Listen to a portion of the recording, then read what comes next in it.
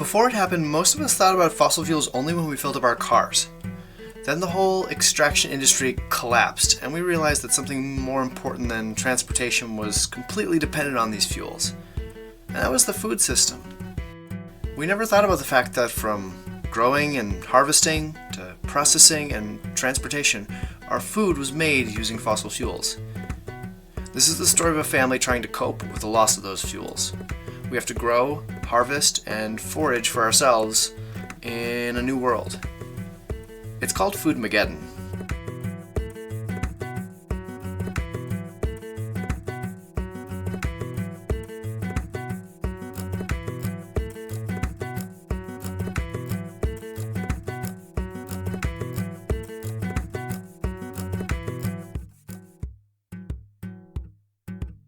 Just a quick note off the top.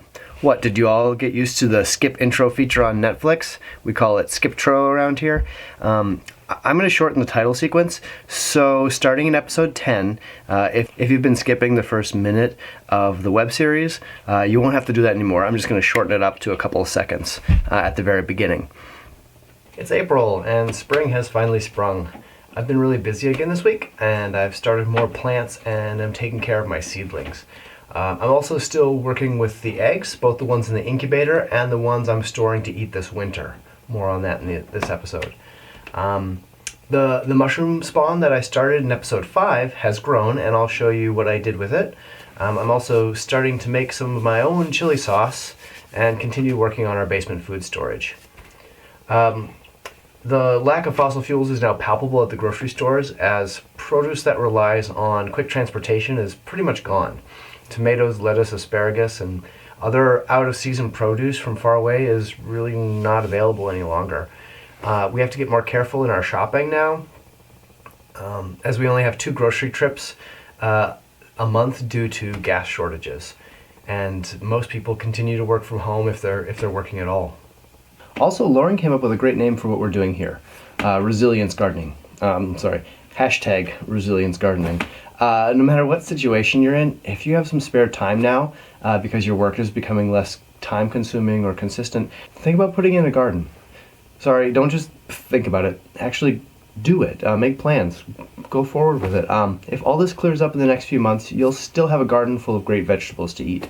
And if not, well, at least you'll have a garden full of great vegetables to eat. Check out lowtechinstitute.org for more on resilience gardening. As produce is becoming scarce in the grocery stores, our garden, especially the early crops, is going to be more important than ever. Most of the sprouts have now emerged, but they're in danger of getting leggy, which is when they've grown too tall and thin to support themselves. So I've had to help out the onions and lettuce this week. So I have some lettuce that's grown up, but it's starting to get leggy, which means it's got these long stalks. So what I'm going to do is I'm going to transplant them into their own little individual cells and then let them grow up and get a little bigger. I've got Freckles lettuce as well as Rouge d'Hiver that I'm going to be transplanting here.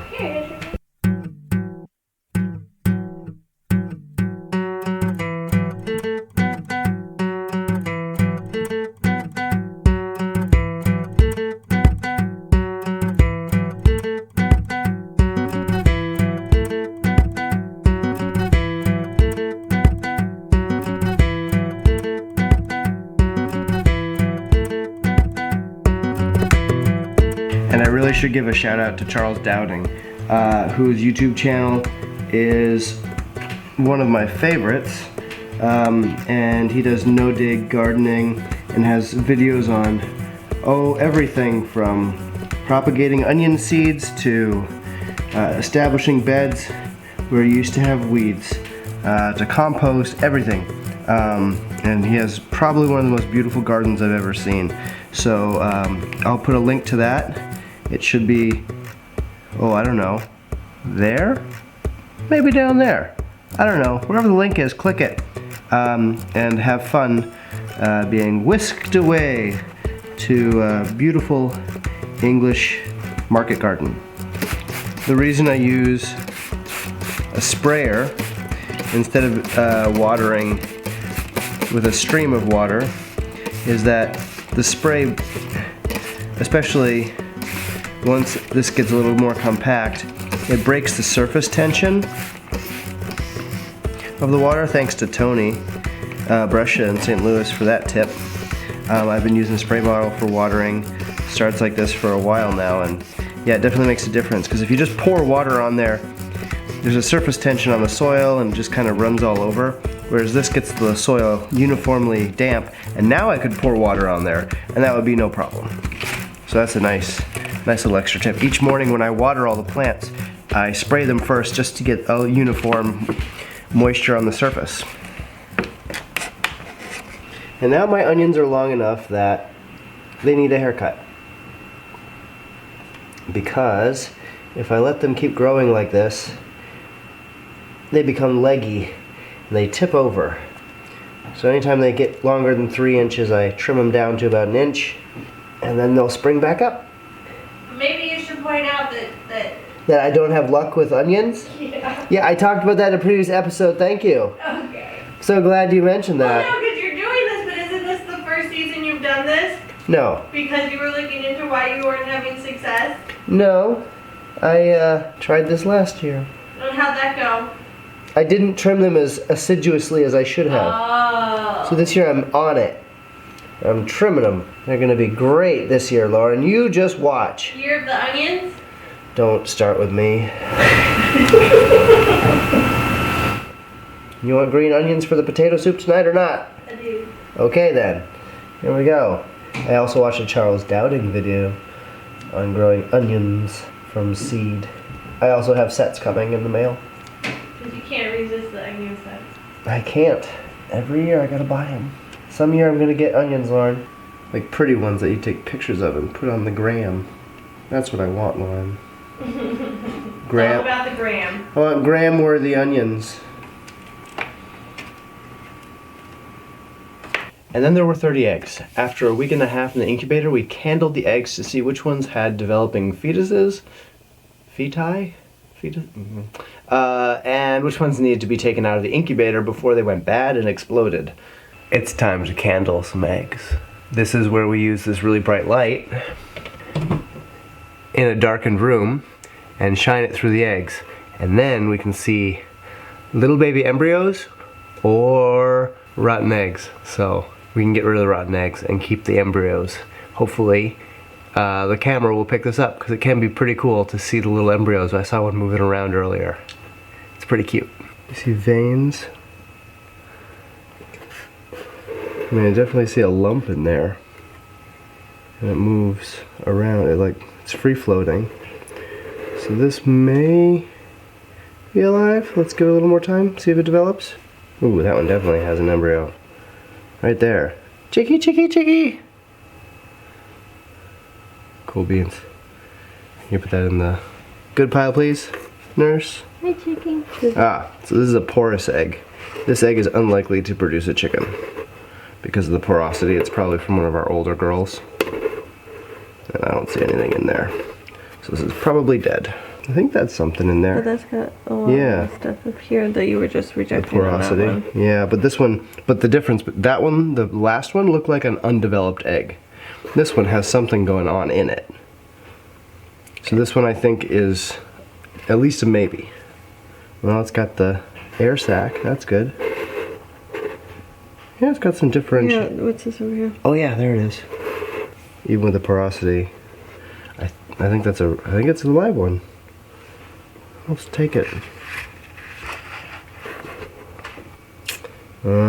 See, that might be a blood ring. You see how it has that ring around it? I'm pretty sure that one's dead, so I'm gonna put that one up here and I'll mark blood ring.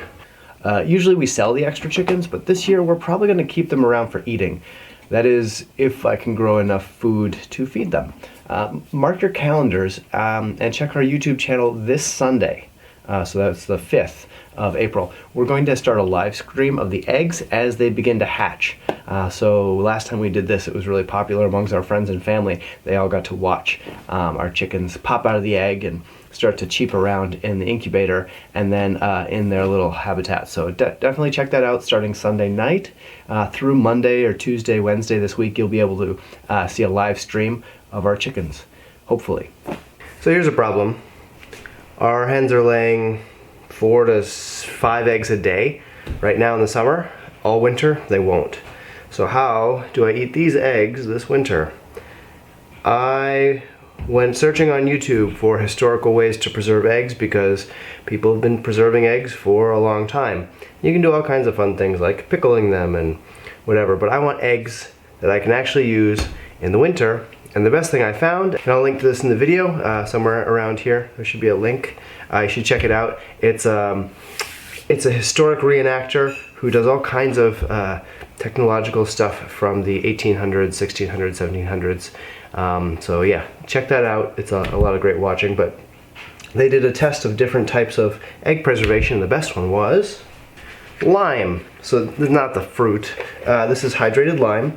It's you can buy it in your Mason section at hardware stores. Type S lime, hydrated lime. It's all kinds of different things, but it's basically limestone that's been baked until it crumbles apart and absorbs CO2, I believe, and creates a different chemical compound. And then when you add water to it, it reforms the limestone and creates things like plaster. If you watch the video on making the chicken coop, you'll see that I plastered the walls using this stuff. But it also preserves eggs because the calcium of the eggs is preserved because the water that I'm going to add to this has a lot of calcium in it because of the lime, and therefore the eggs don't degrade. Plus it's an anaerobic environment, an oxygen-free environment, so the bacteria that would otherwise destroy the eggs isn't able to live. And I know that because last winter I stored 24 eggs in the same thing, in lime water, and they're still good.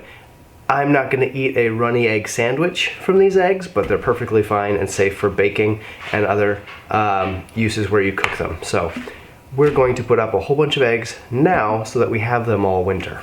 And all I'm doing right now is taking 6 tablespoons of hydrated lime, 2 quarts of water, making sure that's all mixed up. And then I'm adding clean, fresh eggs. So I'm just going to pop these in. So I've got 16 in there now. I'll get up to 24 in here, so I can add another 8 eggs as long as they're completely underwater. It's fine. And then on the very top, I'm going to add a layer of oil. And that oil acts as a barrier for the water to not evaporate, and also for oxygen to get in. Put the lid on, set it in the basement, and it'll be good up to 2 years, which is crazy. And the reason I looked up historical reenactors, especially people interested in historical technology, is because before fossil fuels, people had to solve these problems. So rather than having to reinvent or invent new ways of preserving eggs, we can just look back at how they did it before there were fossil fuels available, so that when we don't have fossil fuels now, we can still take care of ourselves and preserve as many summer calories as we can for the winter. Just as an experiment, I'm going to see if I can beat the egg whites of 1-year-old eggs to points. I'm making waffles. The top looks a little gross. It's just a little bit of coagulated oil.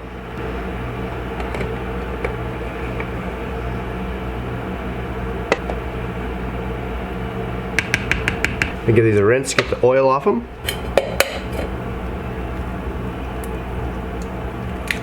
Shell's still nice and hard. There's one. Yolk's a little soft.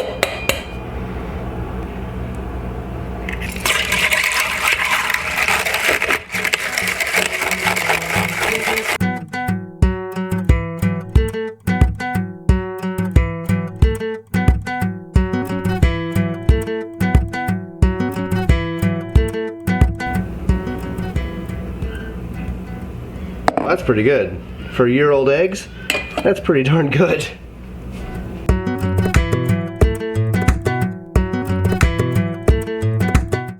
I'm also starting peas, which isn't strictly necessary, but with all the rabbit pressure in our garden before the fence is complete, it's better to put out larger plants rather than let the sprouts get eaten. What am I up to today? I'm planting peas. I grow 2 different types of peas. These are for eating from the pod, and then I'm also going to grow field peas, which are for drying for soups and things like that. So what I've done is I've half filled these individual cells with compost and potting soil. I put the peas in, and now I'm going to fill it over the top and tamp it all down. I'll let these guys sprout up, and then each one of these will be planted out in a couple of weeks. I'm also working on mushrooms this week. Mushrooms are a great addition to any resilience garden. They have protein, they add diversity to your flavor profiles, and they can grow on rotting organic matter, of which I have lots. They dehydrate well and are just kind of plain fun to grow. I need to think of a good fungi pun, but I'll just spare you. A couple episodes ago, I don't know, episode 3 maybe, I started cutting up oyster mushroom stems and putting them in with little bits of cardboard. And if you look, the mushroom, Mycelium, has completely engulfed all of that cardboard, which is great. This is basically the root or the structure of what creates mushrooms, what grows mushrooms, so Mycelium. So now what I need to do is pasteurize some straw. And then I'm basically going to do exactly what I did to make this. I'm going to take these bits and spread them out in the straw, and then the mycelium will grow into the straw, eat the straw, and create mushrooms, I hope. You can grow all kinds of mushrooms if you set up a clean room with a HEPA filter, but I don't want to go through all that trouble. And people were growing mushrooms before clean rooms existed in germ theory. I'm going to try out some of the low-tech ways of propagating mushrooms that you can also try out at home.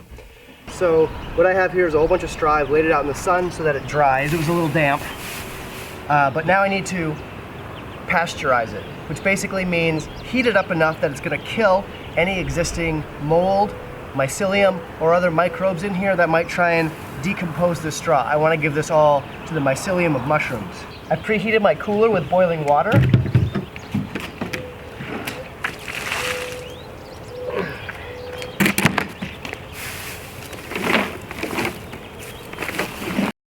A rake would have been a good idea. And I have some sawdust from my wood shop.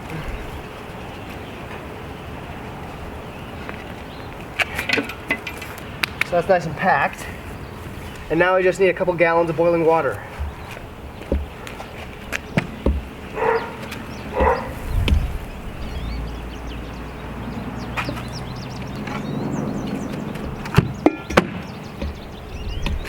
The goal is the temperature in here will get to over 180 degrees and it will stay there for a couple hours. That should kill any microbes we have to worry about. And to give full credit, the way I'm doing the way I'm growing oyster mushrooms is adopted from the Vela Creations page on growing oyster mushrooms. So I've linked to their page in the show notes below, so check them out. Alright, it's been 2.5 hours, and just out of pure curiosity, I'm going to pop this thermometer in here and just see what it is. I'd love this to be at 180, but I'm not holding my breath. Well, it's at 150, so hopefully it's been high enough to kill most of the other mold, bacteria, pathogens, whatever. So I'm going to now take this out, put it on the screen to cool down, because I can't pack it with mycelium at 150 degrees. It would kill the mycelium. It smells kind of like a barnyard, all that wet. All right. Now we're going to pack this with mycelium and straw and wood chips. So I take my straw, put a good 1.5 to 2 inches in the bottom, knock it down as much as I can. Here's that mycelium I grew weeks ago.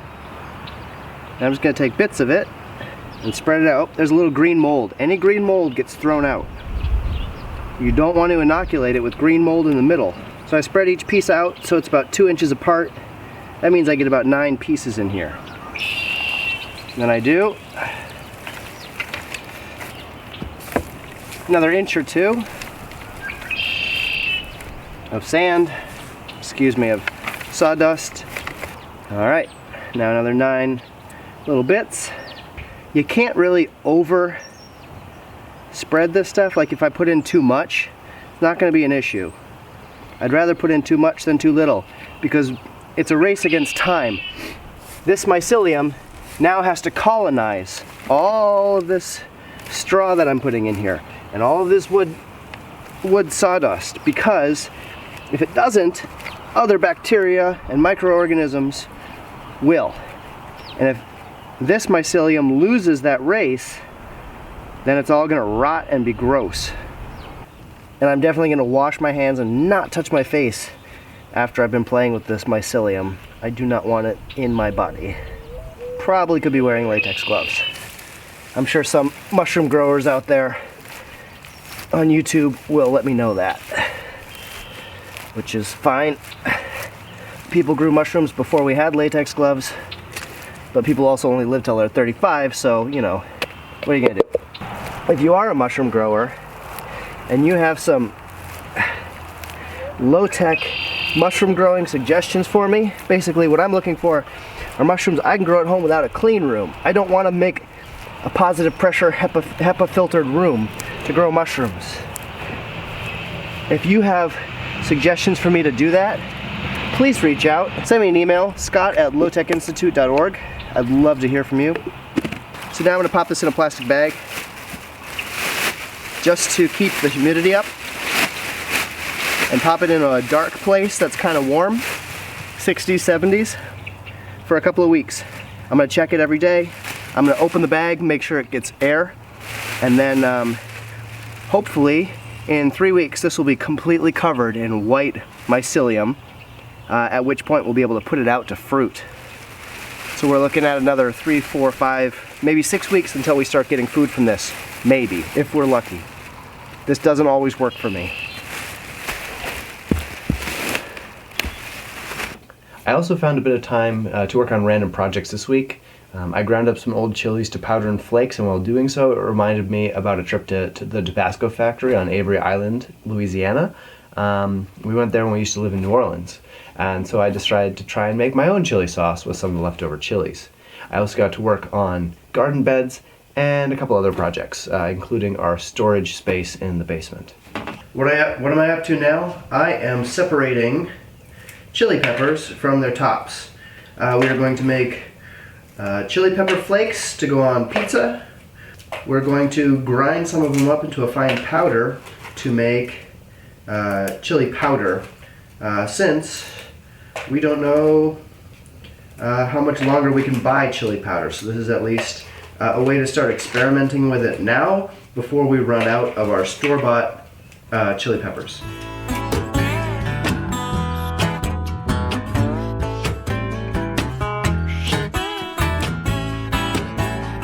Well, I'm back to work here, pulling out the top vegetation and then digging out this berm on the side.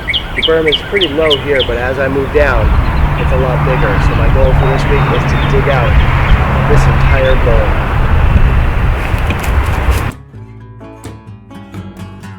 Don't you got your life to mind? Your bedroom, your books, your boyfriend.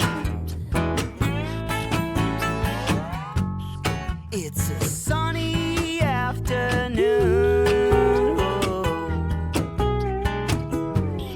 and there's nothing I can do. I close my eyes and I see you, my love, oh my love. Where do you find the time? Whoa, whoa, whoa, whoa, oh, do, do.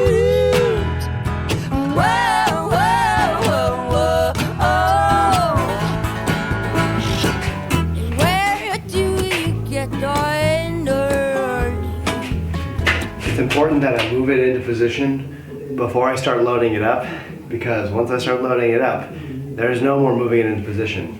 What I've tried to do is place it somewhat in the center of this room. It's 3 feet from this wall, and it's 3 feet from where I will eventually have a refrigerator, which will stand right here. Not a refrigerator like you expect, but a refrigerator that uses outside cold air to make it cold in here. So there will be a bit of a passageway here.